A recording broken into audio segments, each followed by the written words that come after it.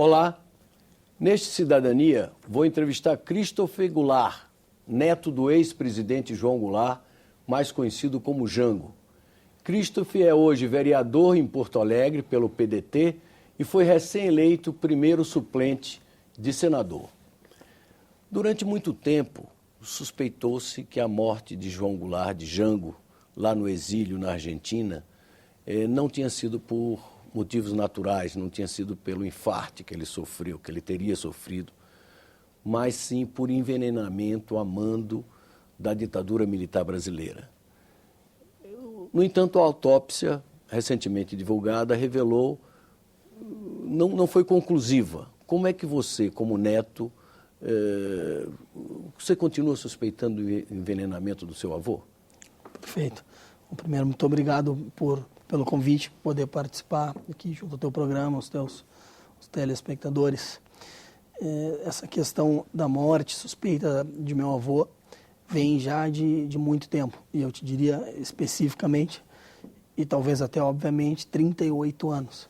Porque desde o primeiro dia, quando o presidente faleceu, e tu falaste muito bem, faleceu no exílio, sem direito à luta oficial, e o Estado silenciando sobre um fato de uma importância muito grande, não só no Brasil, mas no mundo inteiro, porque era o presidente deposto de uma democracia daqui na América Latina, que depois foram se sucedendo vários outros golpes. O Brasil teve lá sua derrocada, lá o presidente em 64, depois se desencadearam uma série de outros golpes na América Latina, tal ponto que em um determinado momento era praticamente um continente ditatorial.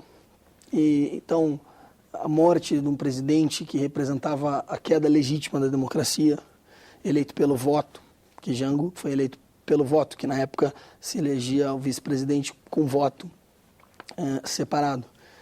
Primeiro foi eleito com mais votos, inclusive que o presidente Juscelino Kubitschek, e depois venceu as eleições em 1960, sendo o vice-presidente de Jânio Quadros. E também teve mais votos do que Jânio. Venceu Milton Campos, inclusive, que era um expoente, com muita força em Minas. Então, ocorre que desde um primeiro momento existiram essas suspeitas. Mas, obviamente, os tempos não ajudavam a investigar ou apurar num momento em que, veja, nós estamos falando de 76, a própria anistia foi em 79, nós estávamos aí no período do governo Geisel, não havia nenhum clima para qualquer tipo de investigação. Isso, inclusive, no mínimo até 85.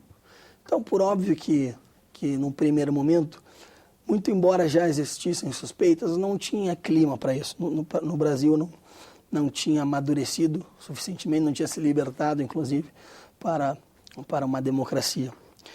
E com o tempo, os fatos e as provas e os indícios foram cada vez mais se reforçando.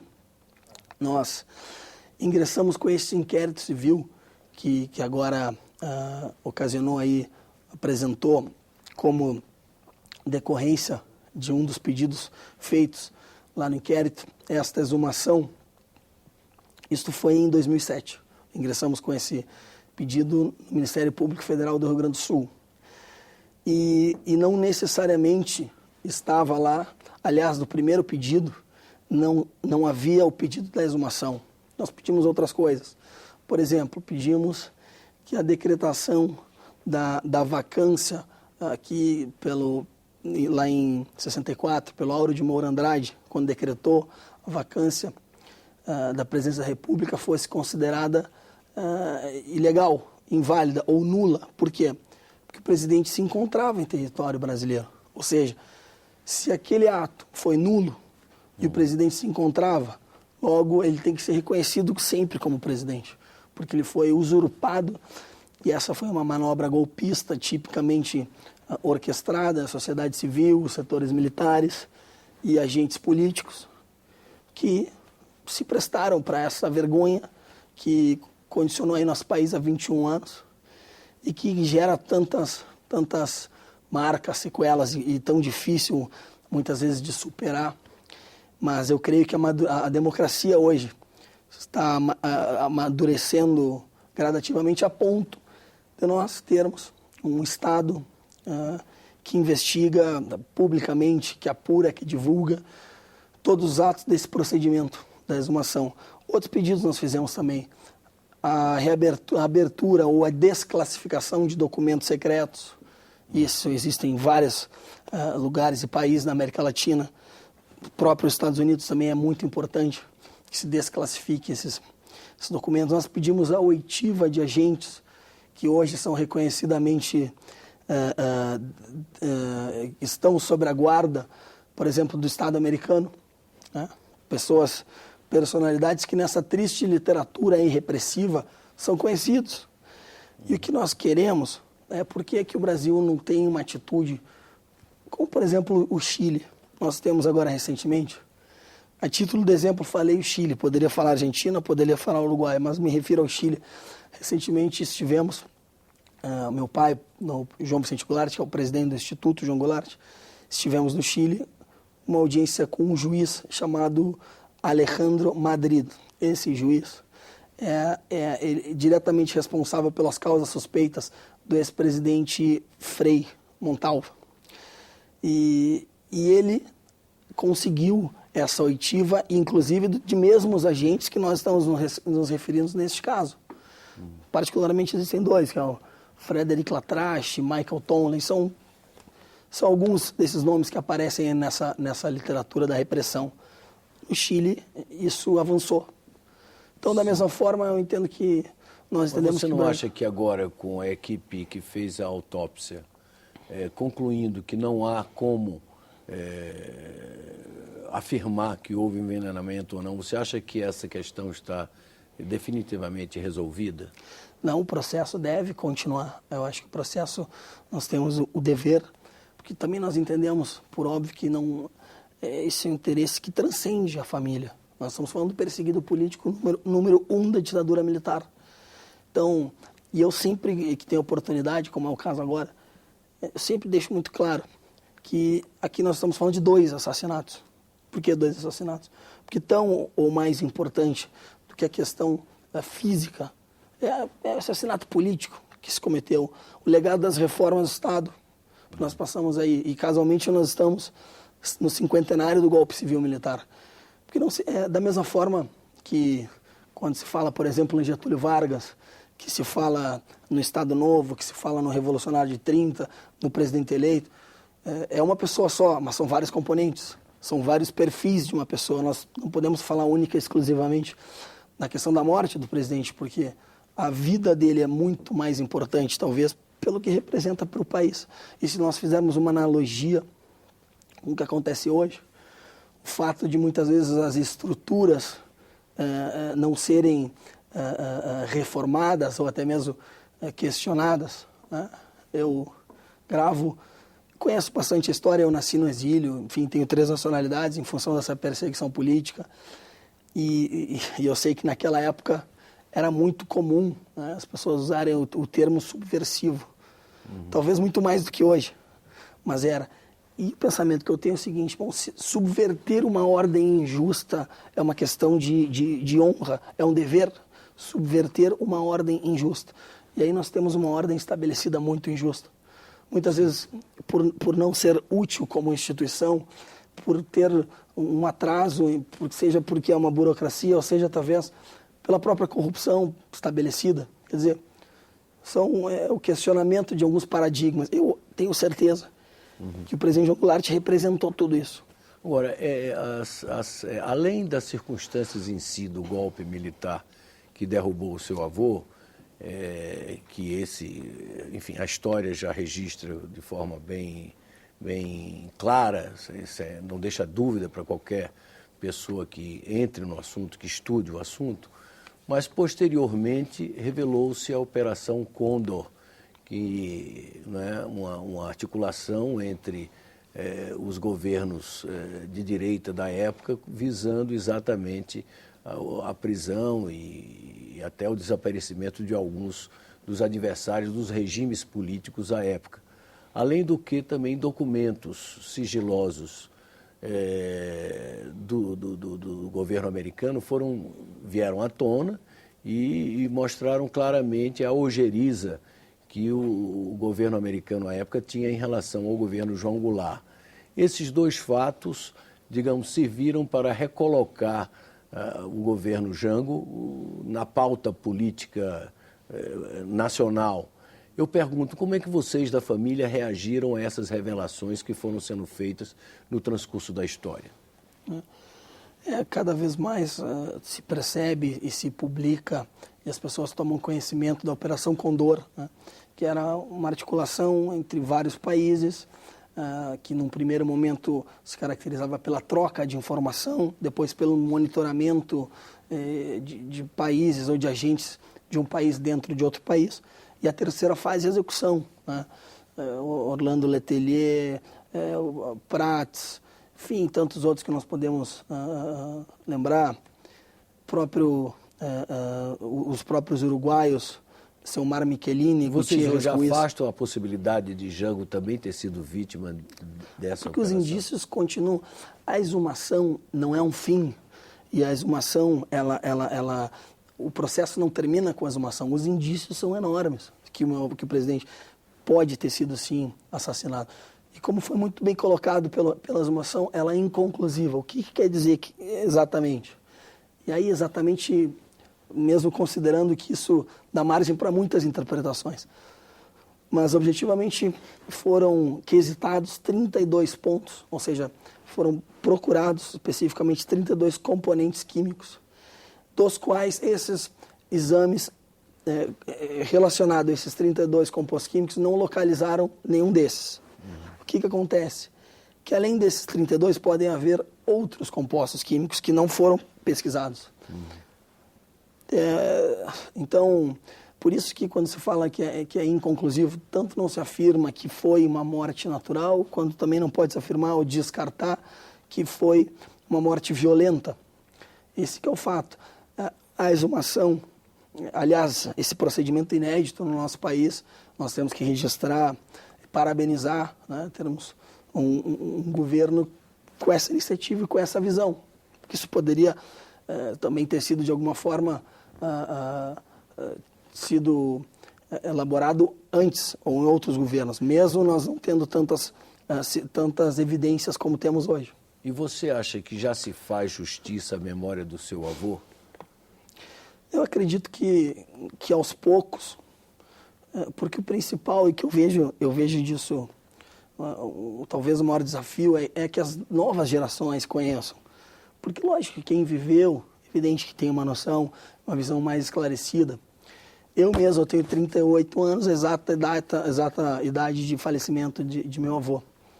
Mas, em função da ditadura, toda uma geração, talvez duas, que não tiveram acesso, e por vários motivos, inclusive por motivos de censura da própria ditadura, que muitas vezes não permitia que os jornais, ou muitas vezes não permitia que as próprias universidades abordassem o assunto, porque lá poderiam haver agentes do SNI infiltrados, que seriam delatores, onde os professores seriam torturados, onde haveriam cassações, mortes, perseguições, onde as pessoas seriam demitidas. Quer dizer, isso aconteceu no nosso país.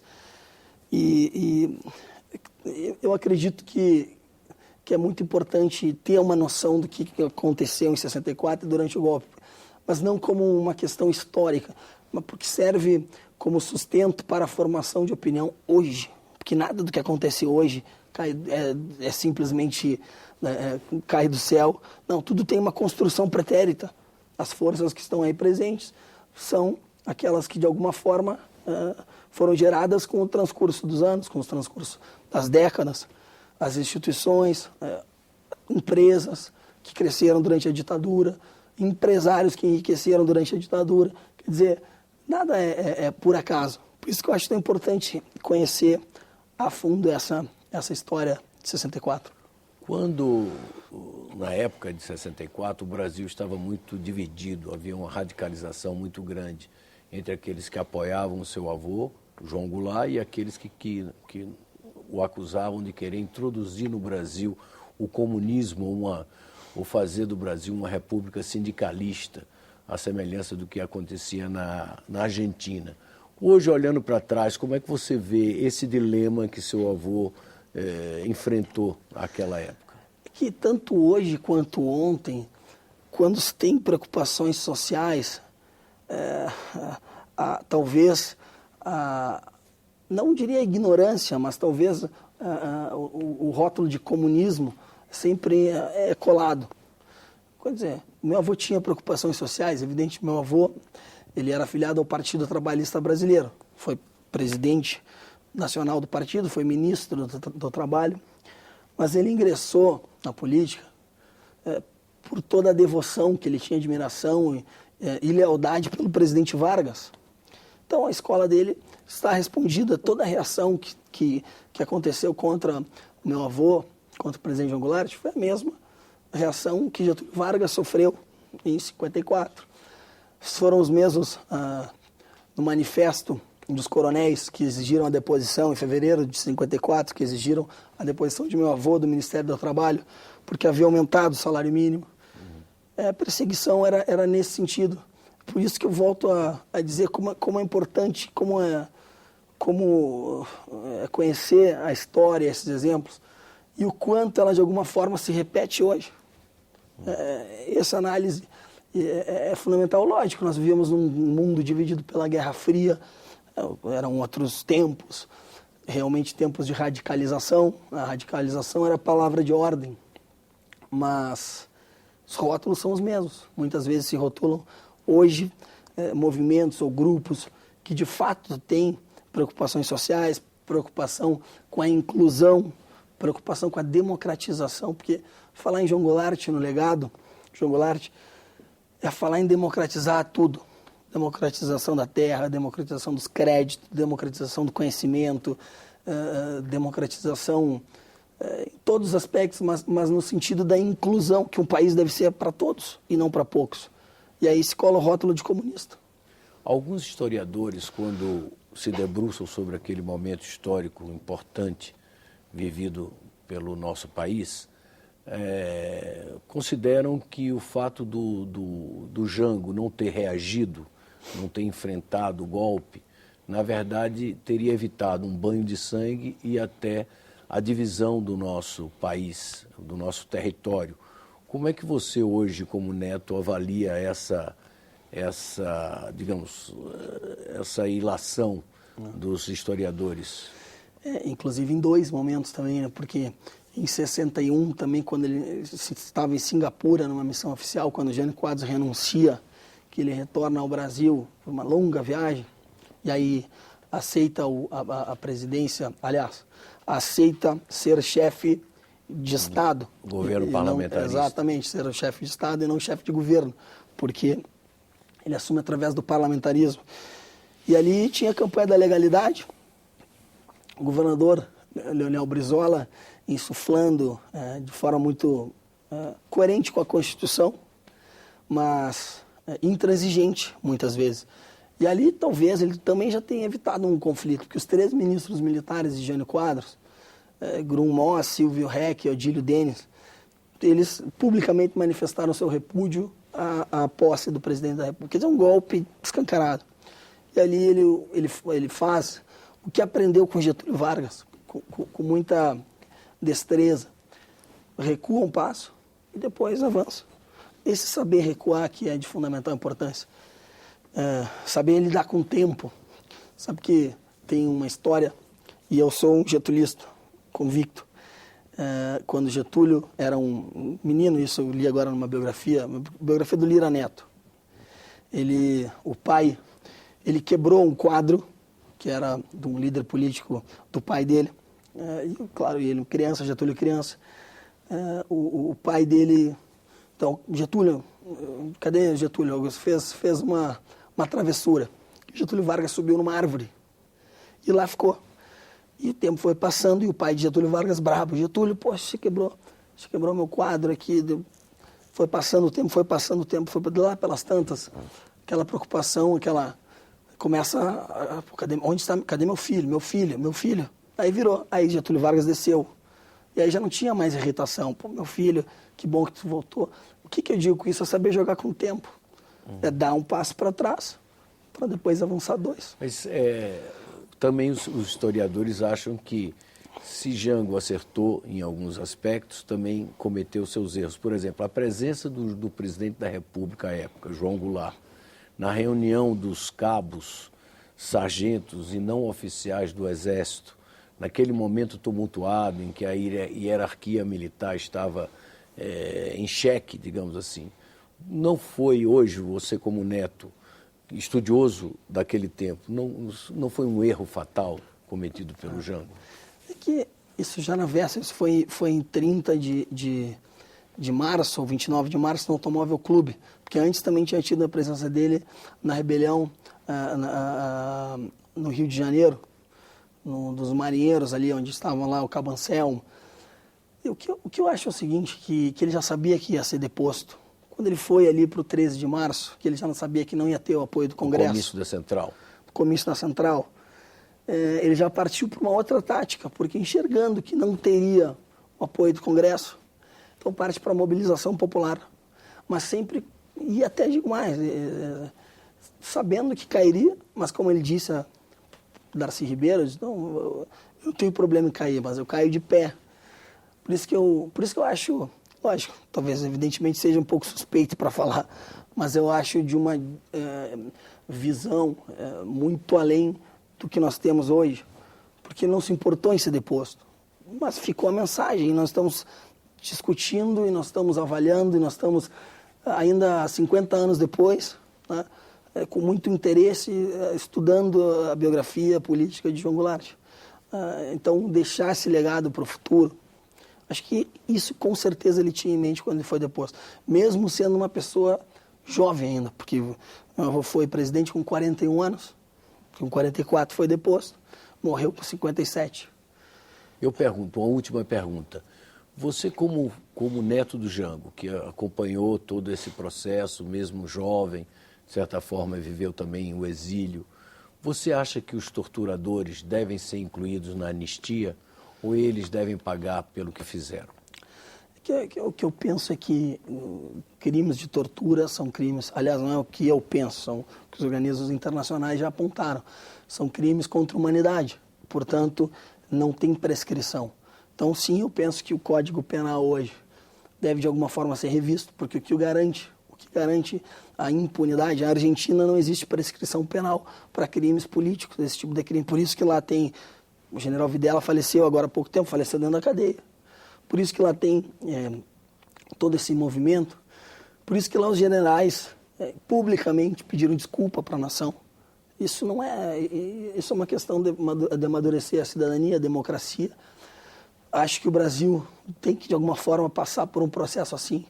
E não é questão de revanchismo, como muitos falam, não é questão de olhar para o passado, não é justiça, simplesmente porque é muito difícil alguém o quanto esse processo ditatorial desestruturou as famílias, e isso tem reflexos nas outras gerações. Quantas gerações? Eu sou venho de uma segunda geração, depois do meu avô. Mas quantos perseguidos políticos? E quem se importa com essas pessoas? Essa que é a questão, mas quem se importa com o Estado? E isso é justo? Não, isso não é justo. Então deve sim ter uma reinterpretação da questão da anistia. E eu acho que, eventualmente, quem cometeu crimes que não são crimes políticos, são crimes que devem ser responsabilidade como crimes comuns contra a humanidade. Muito obrigado pela oportunidade dessa conversa, você aqui nos nossos estúdios, e gostaria de lembrar aos nossos telespectadores o número do Alô Senado, 0800 61 2211, e o nosso endereço na internet, www.senado.leg.br/TV, para quem quiser entrar em contato, nos enviar comentários ou sugestões para a nossa pauta. Obrigado por sua audiência e até um próximo Cidadania aqui na TV Senado.